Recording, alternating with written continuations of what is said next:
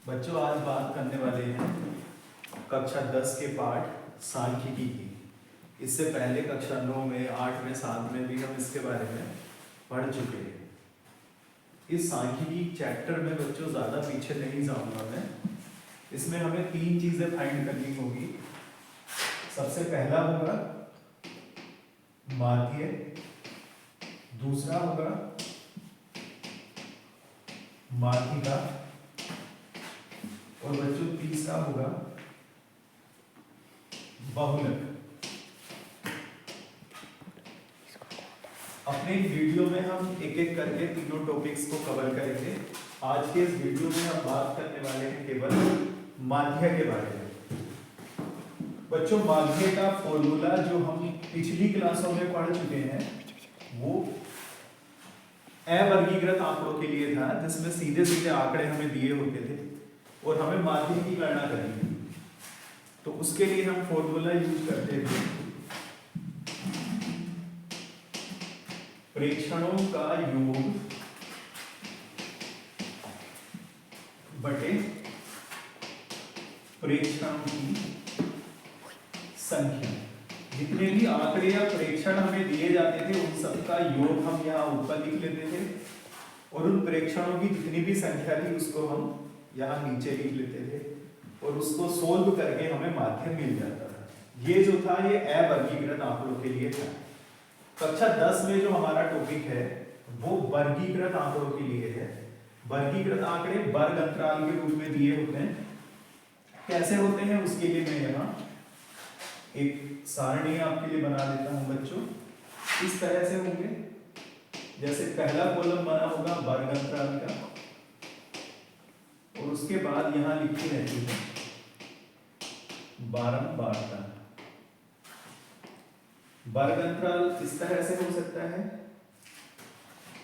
0 से 10, 10 से 20, 20 से 30, 30 से 40, 40 से 50।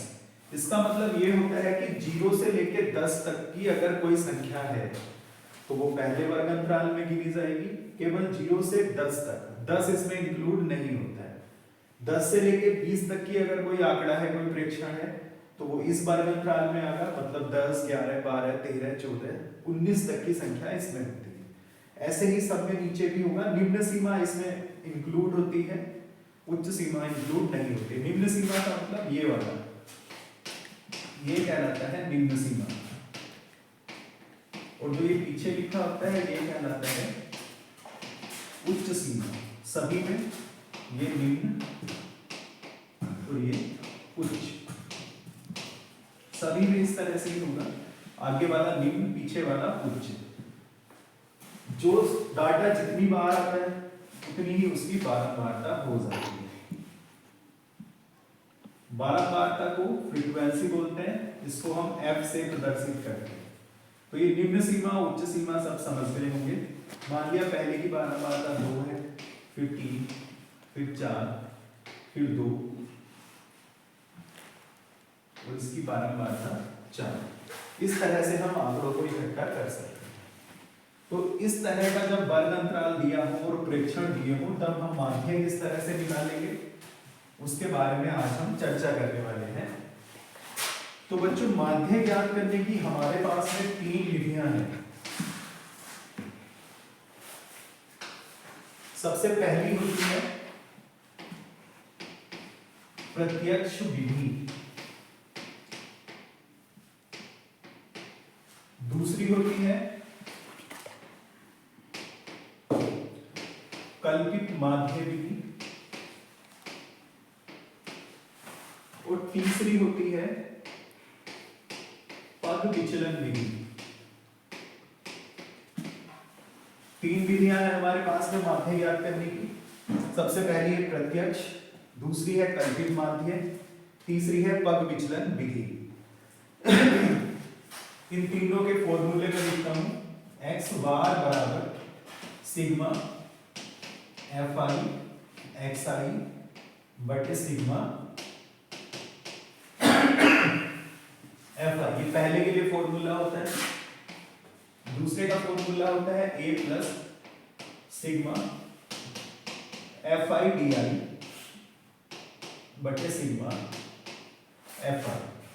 और तीसरे के लिए फॉर्मूला होता है एक्स बार बराबर a plus sigma f i u i बटे सिग्मा एफ आई और गुणा एच।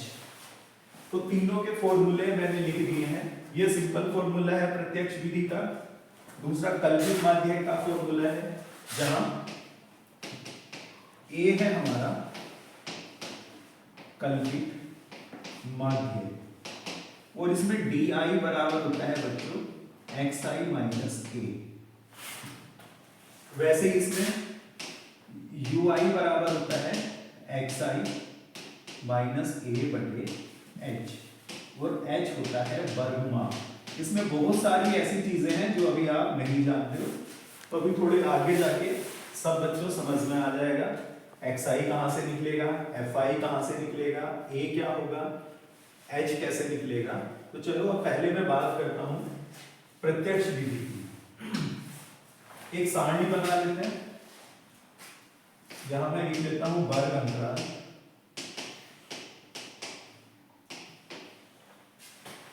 उससे आगे लिख लेते हैं बारंबारता,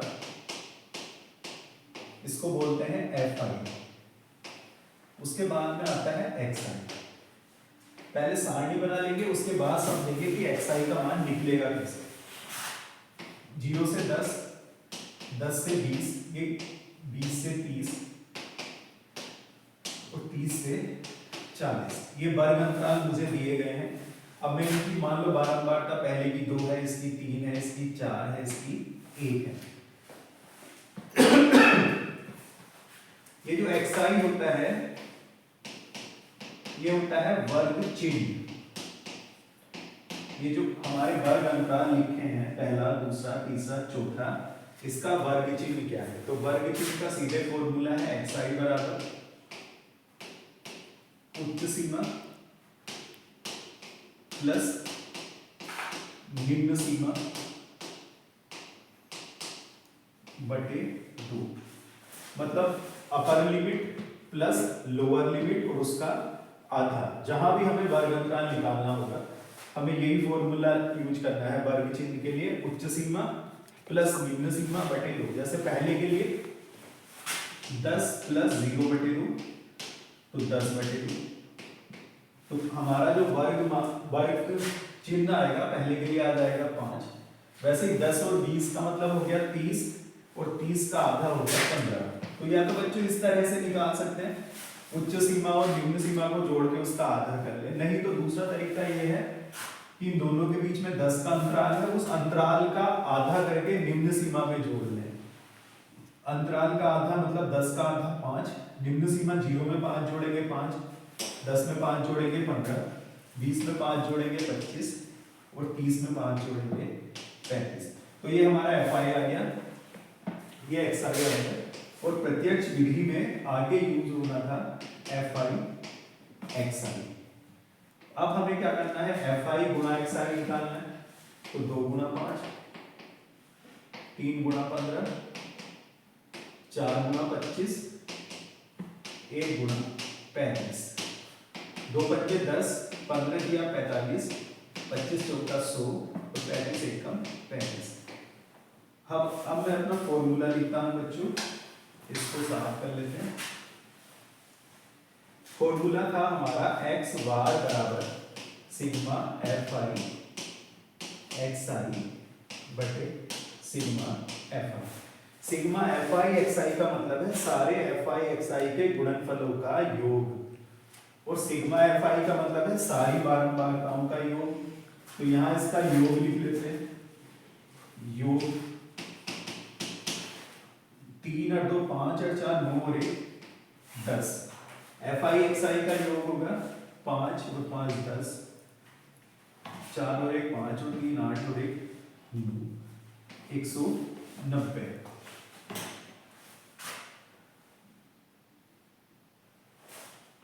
पांच और 5 10 का 0, 1 4 और 1 5 और 3 8 और 1 9 190। अब इस फॉर्मूले में वैल्यू लगा लेंगे। तो हो गया 190/10, 0 से 0 कट और हमारा माध्य आ गया 19।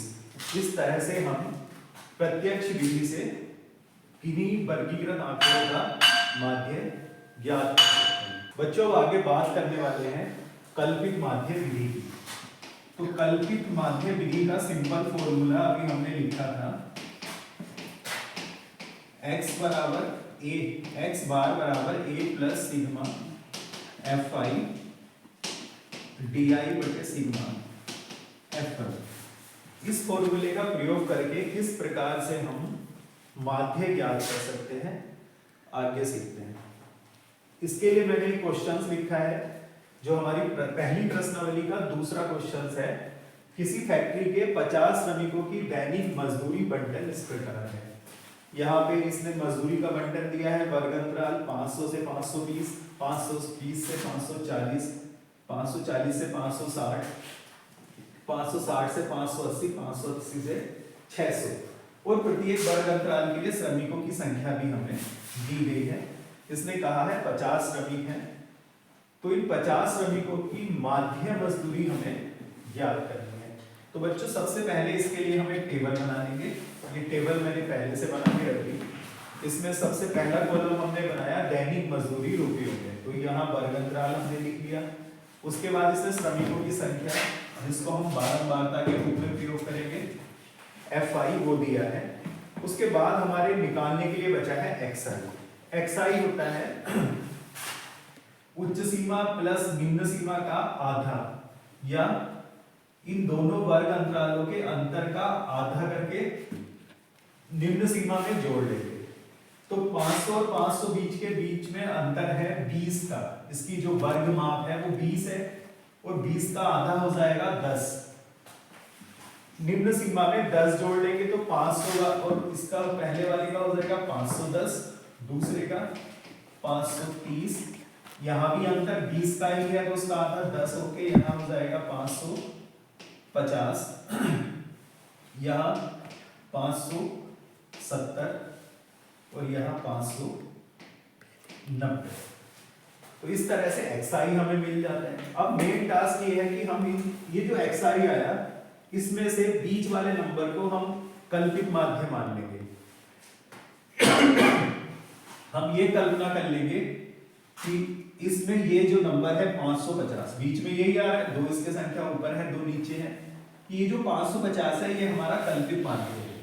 तो यहाँ मैंने फॉर्मूला लगा दिया di बराबर xi माइनस a और a का मान हमने यहाँ दिया 550। a बराबर हो गया बच्चों 550। अब a का मान 550 लेके हमें गणना करनी है। ये जितने भी xi लिखे हैं इन सभी में से हमें a को घटा लेना है। तो ये हो गया 510 माइनस 550, 530 माइनस 550, फिर 550 माइनस 550, 570 माइनस 550, 590 माइनस 550। अब इन सभी को बार बार से घटा के लिख लेंगे। पहले में 510 में से 550 घटेगा तो बच्चों आएगा माइनस का 40, यहाँ आएगा माइनस का 20, फिर आएगा 0, यहाँ 20 और यहाँ 40। इस तरह से हमें di के सारे मान पता चल गए। अब लास्ट कॉलम हमारा बना है fi गुणा di का, तो उसके लिए ये हमारा fi है और ये di। तो सबको लिख लेंगे 12 गुणा माइनस का 40, 14 गुणा माइनस का 20, 8 गुणा 0, 6 गुणा 20, 10 गुणा 40। सबकी गुणा कर लेंगे और लास्ट में सबका योग हमें लिख देना है। 12 चौके 48 माइनस का 480, 14 दूनी 28 माइनस का 280, ये 0, 6 दूनी 12 120 और ये हो गया 400। अब मुझे सारे FI का योग चाहिए, तो ये तो प्रश्न में ही दिया था, इन सबको जोड़ के 50 आना है, क्योंकि 50 हमें किसने लिए हैं, FI DI का योग निकालने के लिए पहले माइनस के लिख लेते हैं। माइनस के हो गई है 0, 8 और 8 16, 4 और 2 6 और 1 7, माइनस का 760 प्लस 520 बराबर होगा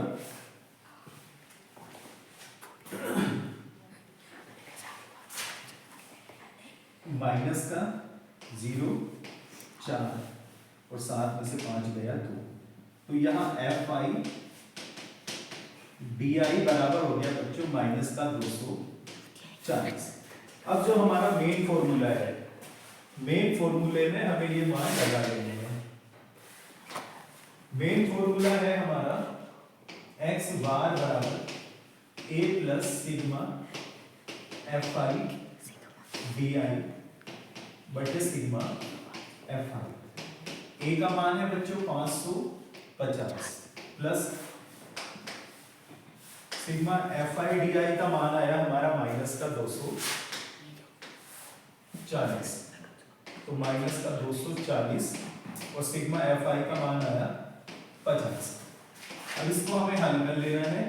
550 माइनस 240 बटे 50, 0 से 0 कट, तो ये हो गया 550 माइनस 24 बटे 5, 5 की इधर गुणा कर लेंगे, 5 0 0, 5 पंजे 25, 5 पंजे 25, 26 27 माइनस 24 बटे 5,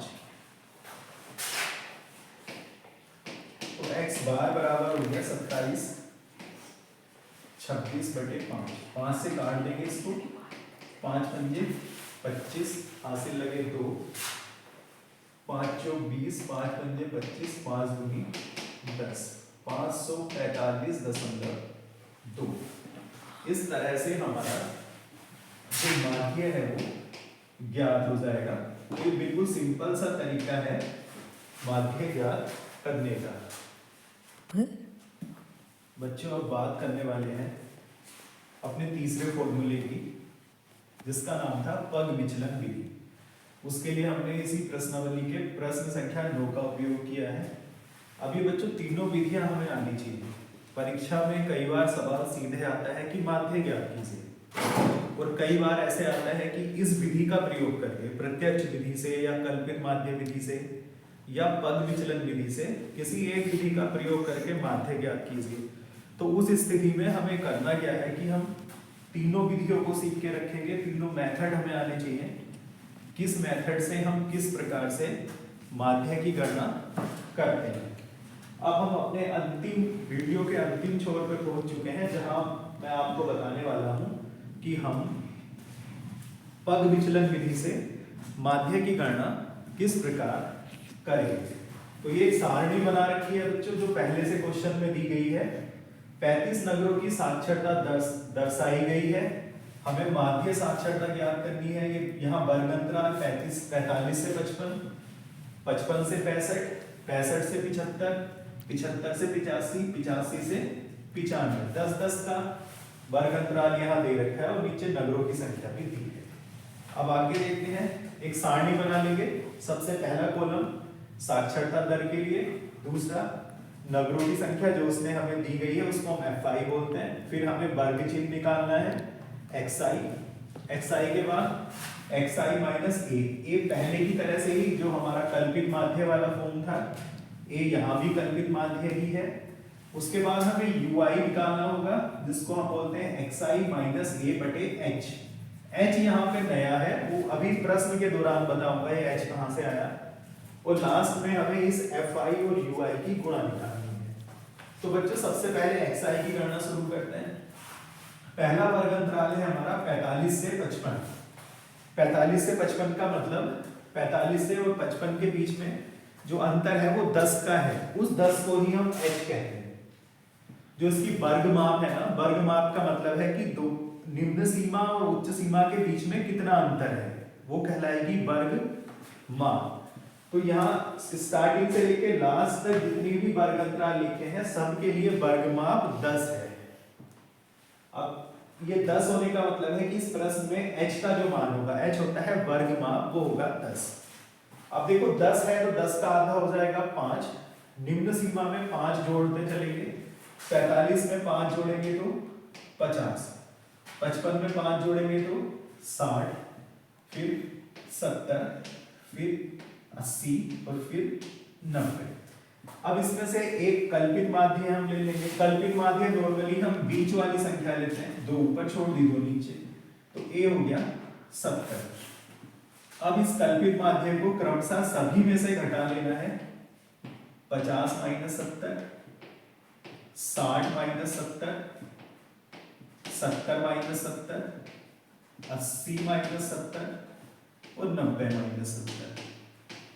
घटा के लिख लेंगे। पहला होगा -20, फिर -10, ये 0, ये 10 तो ये 20। अब आगे आया ui का मतलब है xi माइनस a बटे h। h का मान होगा इस वर्ग माप, तो वर्ग माप है हमारी 10, तो ये हो गया -20 बटे 10, -10 बटे 10। सबको h के मान से विभाजित कर देना। जितने भी xi माइनस a इस सारणी में आ रखे हैं सबको हम h के मान से भाग मार देंगे। तो पहला मान हमारे पास में आएगा -2, फिर ये आएगा -1, ये हो गया 0, ये हो गया 1, ये हो गया 2।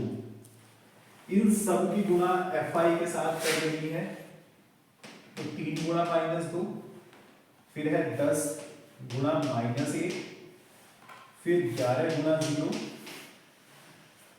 8 गुणा 1, फिर 3 गुणा 2, 2 तिया -6, -10, 0, 8, 6। सबका योग ज्ञात करना पड़ेगा। माइनस में हो जा रहा है, माइनस का 10 और माइनस का 6, ये हो गया माइनस का 16 प्लस 8 और 6 14। जब सोल्व करेंगे तो मिलेगा माइनस का 2। तो सिग्मा fi ui का मान हो गया बच्चों -2। अभी जो मान हमें मिला इस सब का प्रयोग करेंगे हम अपने फॉर्मूले। अगले पेज पे चलते हैं। तो हमारा फॉर्मूला है x बार बराबर u plus a plus sigma fi ui बटे सिग्मा fi और गुणा h। अब देखते हैं a का मान हमने लगाया था 70, तो 70 प्लस fi ui का मान माइनस का 2 बटे fi का मान 35, क्योंकि 35 नगरों का सर्वेक्षण किया गया है और h का मान हो गया 2। अभी हो गया बच्चों 70 प्लस माइनस 2 बटे 35 गुणा 10, 5 दूनी 10, 5 सत्ते 35, तो 70 माइनस 2 दूनी 4 बटे 7, 7 की इधर गुणा कर लेंगे तो x बार बराबर हो गया 7 सत्ते 49, 490 माइनस 4 बटे 7, तो ये हो गया 486 बटे 7। भाग मान लेंगे इसमें, 7 पंजे 35, 7 छक्के 42, 6 बज गया 66 हो गया, 7 अट्ठे 56, 7 नीम 63, 3 बज गया 30 हो गया, 7 चौक 28, तो 69.4 ये आ गई हमारी माध्य साक्षरता दर। तो बच्चों आज के इस टॉपिक में हमने सभी तरह के फॉर्मूलों को कवर किया है। एक बार फिर से मैं बता देता हूं कि कौन सा फॉर्मूला हमें कब लगाना है। ये पहला वाला फॉर्मूला प्रत्यक्ष विधि है, जब छोटी छोटी संख्याएं दी होंगी या अवर्गीकृत आंकड़े दिए होंगे।